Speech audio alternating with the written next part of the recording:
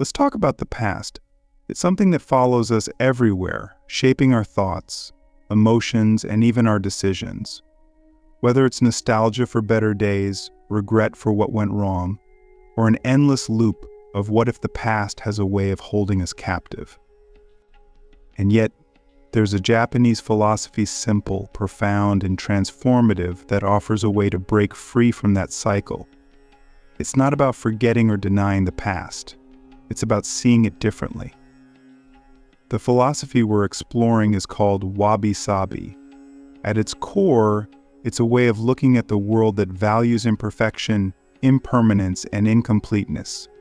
In a culture that often glorifies perfection and control, this idea feels like a quiet rebellion. And while wabi-sabi is often associated with aesthetics like the beauty of a cracked bowl or the asymmetry of nature, it's also a lens through which we can understand life, especially our relationship with the past. Let's start with imperfection. Think about the stories you tell yourself about your past. How many of them revolve around mistakes, failures, or things you wish you'd done differently? It's easy to get stuck in a cycle of regret, replaying those moments over and over, as if analyzing them enough could somehow change what happened. But wabi-sabi teaches us something radical: those imperfections are not flaws. They're what make the story yours.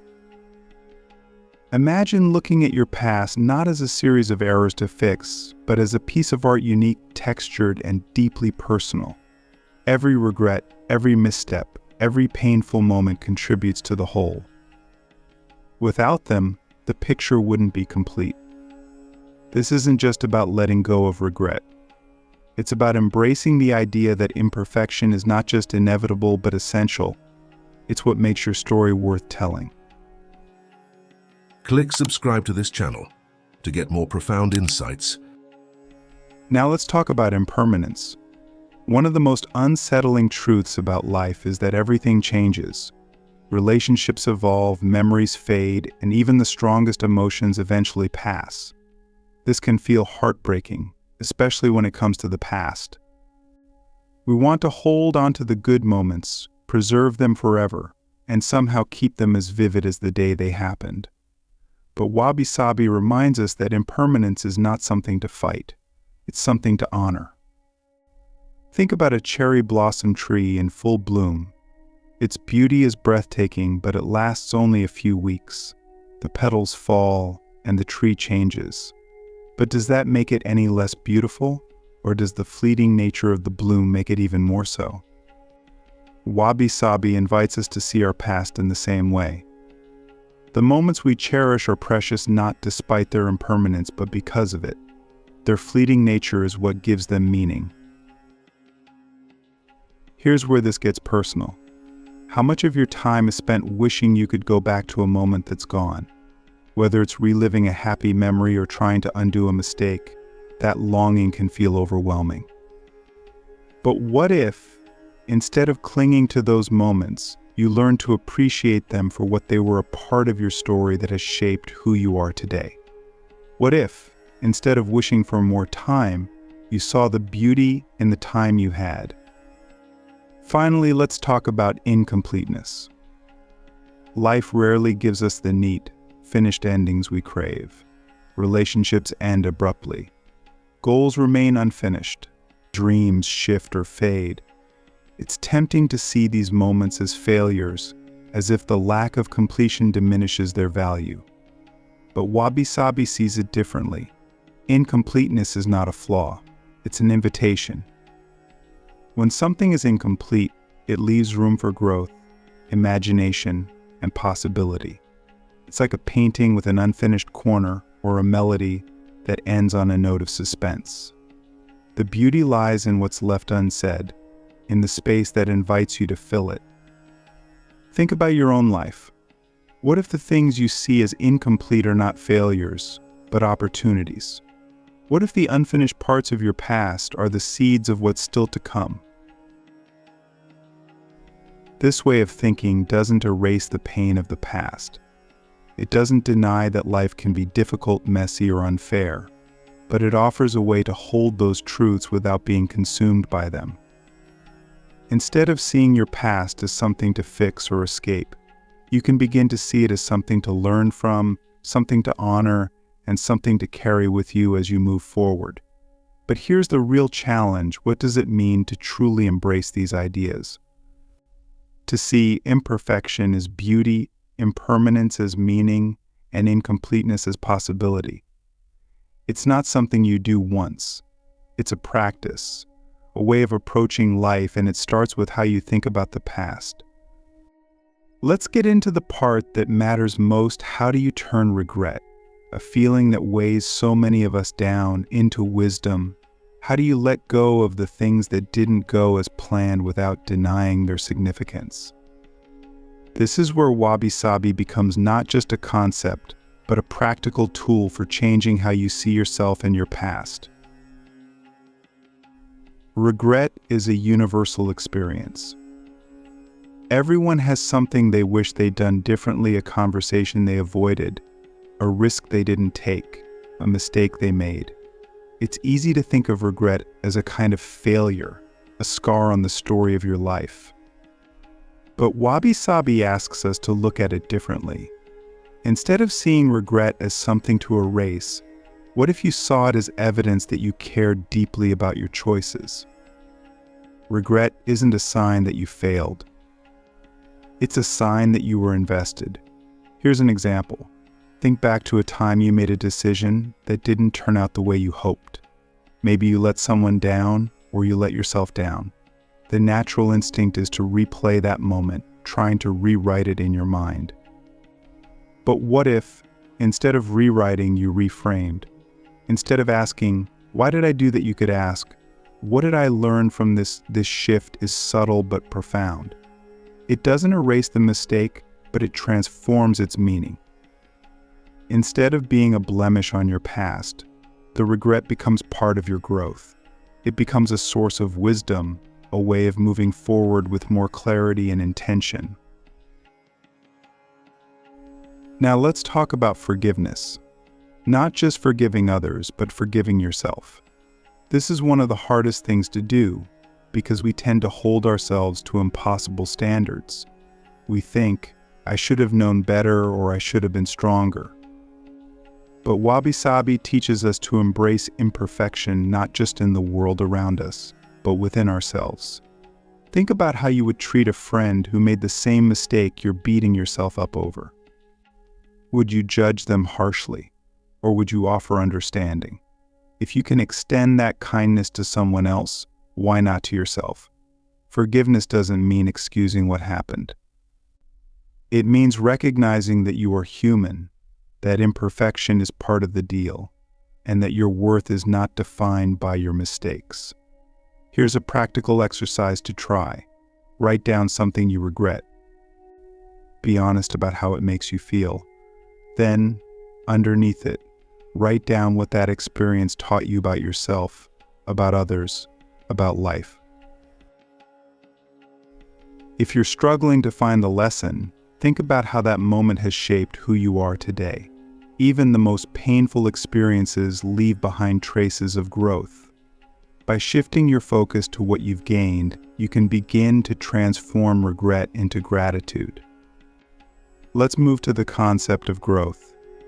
In Western culture, growth is often seen as linear, a steady climb toward a better version of yourself. But life rarely works that way. Growth is messy, unpredictable, and nonlinear. Sometimes it looks like progress, and other times it looks like failure. Wabi-sabi reminds us that growth doesn't have to be perfect to be meaningful. Think about a plant growing in an unexpected place, a crack in the sidewalk, a barren stretch of land. It's not the kind of growth you expect, but it's beautiful in its resilience. Your own growth might not look the way you imagined.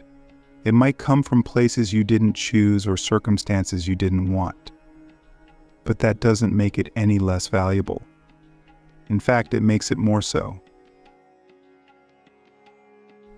One of the most powerful ways to embrace wabi-sabi is to let go of the idea that your past should have been perfect.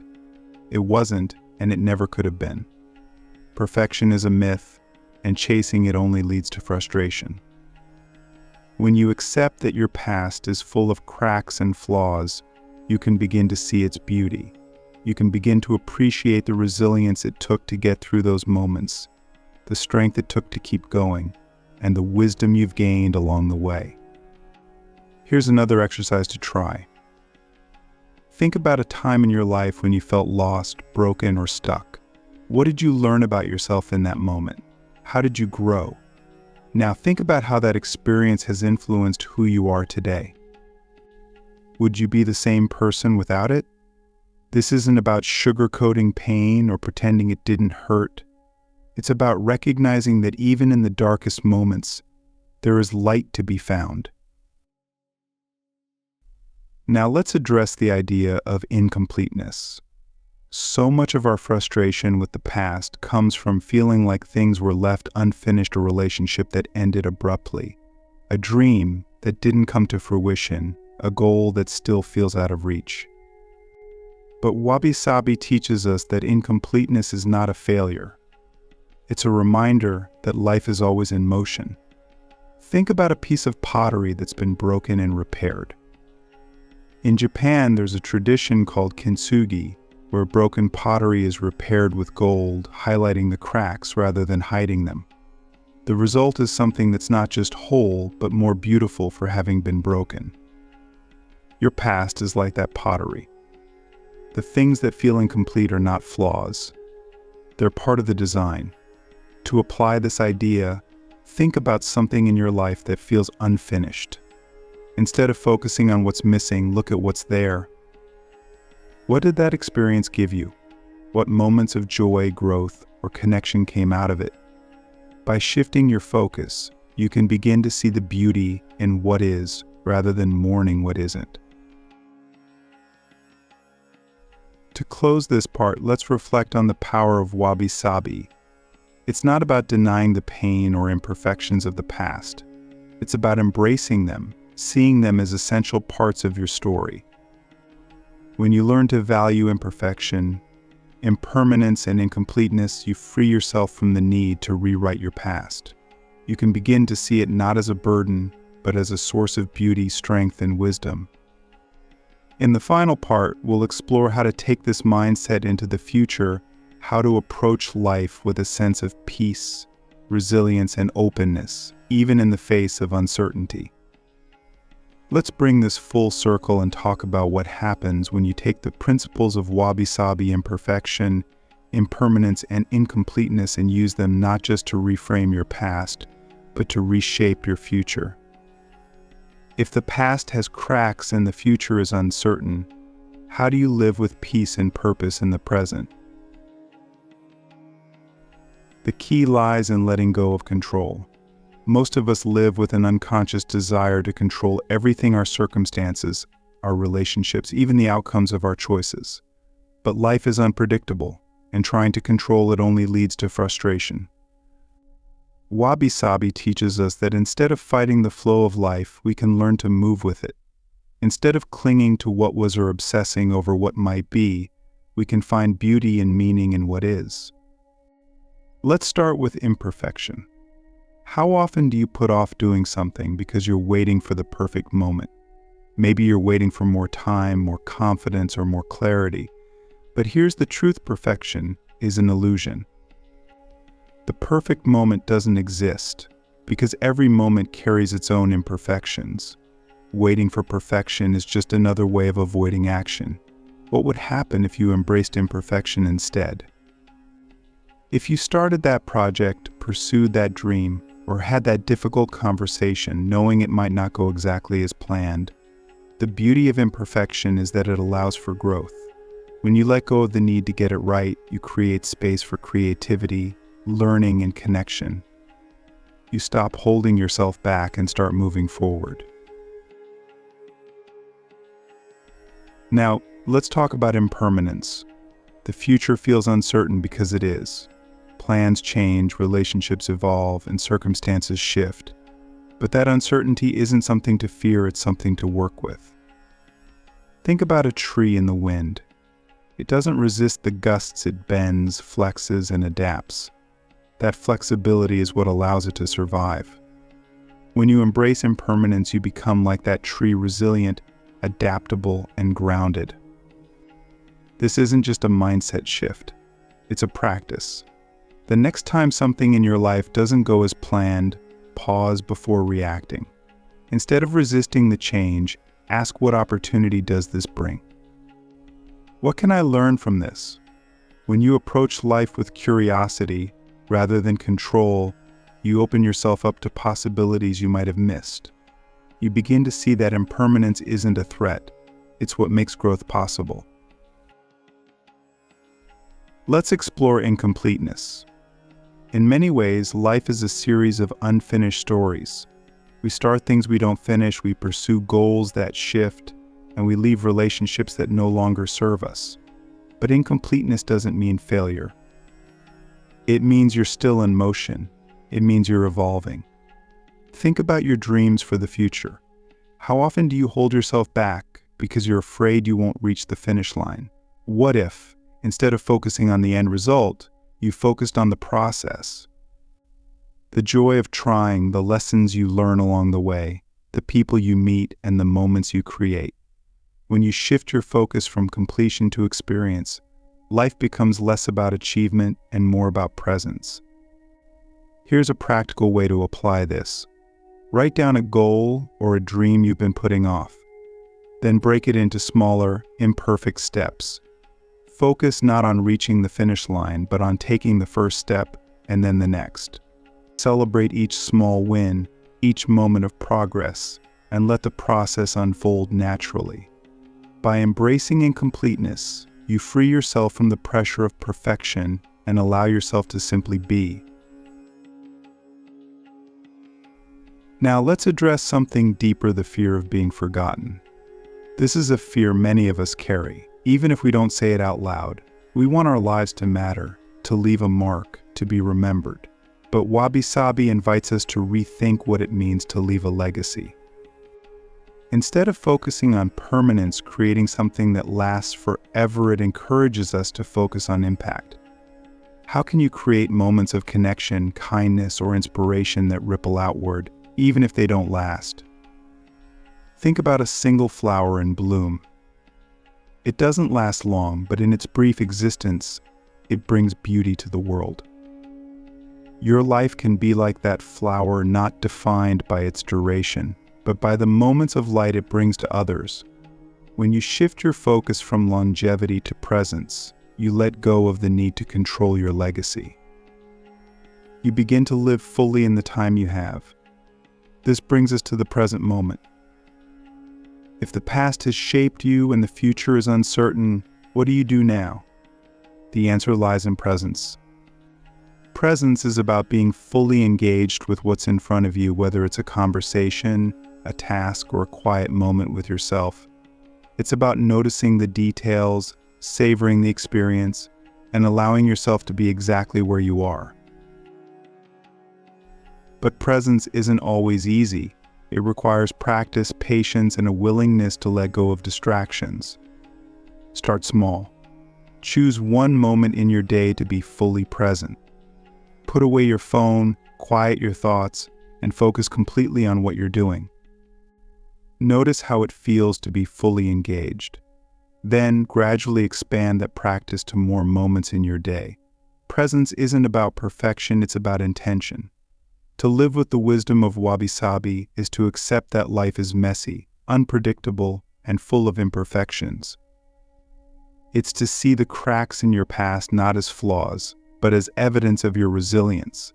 It's to approach the future not with fear, but with openness. And it's to live in the present with a sense of peace, knowing that each moment, no matter how small, holds its own beauty. So let's end with this thought: the past may be behind you, and the future may be uncertain, but right now you have a choice. You can live in fear of what's broken, fleeting, or unfinished, or you can embrace it. You can see your life not as something to fix, but as something to experience. And in that experience, you can find a beauty that is imperfect, impermanent, and endlessly meaningful.